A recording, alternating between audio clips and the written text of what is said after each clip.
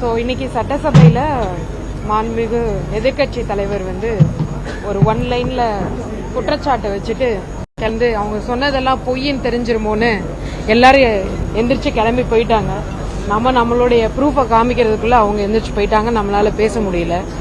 இன்னைக்கு நான் சொல்றேன், பக்கத்தில் இருக்க ஸ்டேட்டுக்கு போயிடுச்சு அப்படின்னு நிறைய விஷயங்கள் சொல்லிட்டு இருக்காங்க. அதுக்கான கம்பெனியோட லிஸ்டையும் அதுக்கு முன்னாடி அவங்க மேல ஒரு நான் குற்றச்சாட்டு வைக்கிறேன். கடைசி 5 வருஷத்துல அவங்க பக்கத்து ஸ்டேட்டுக்கு விட்டு கொடுத்த ப்ராஜெக்ட் எத்தனை தெரியுமா? 25 இன்வெஸ்ட்மெண்ட். அந்த 25 இன்வெஸ்ட்மெண்டோட வேல்யூ என்ன தெரியுமா? 3.3 லட்சம் கோடி. 3.3 லட்சம் கோடி.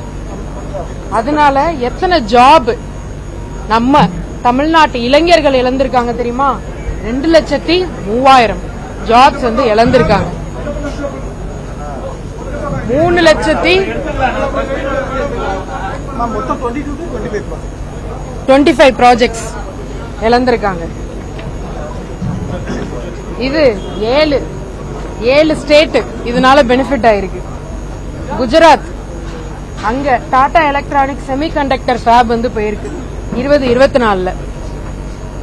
JSW குரூப் ஒடிசாக்கு போயிருக்கு. EV பேட்டரி அண்ட் ஸ்மெல்டிங் 2024 போயிருக்கு. குஜராத் சுசுகி மோட்டார் ஆட்டோமொபைல் 2024 போயிருக்கு. குஜராத்க்கு மறுபடியும் மைக்ரான் டெக்னாலஜி ATMP போயிருக்கு. மகாராஷ்டிரா டொயோட்டா மோட்டார் 2024 போயிருக்கு. மொத்தமே நீங்க பாத்தீங்கன்னா இந்த இது பாருங்க, 2024 இந்த கிராஃப் பாருங்க,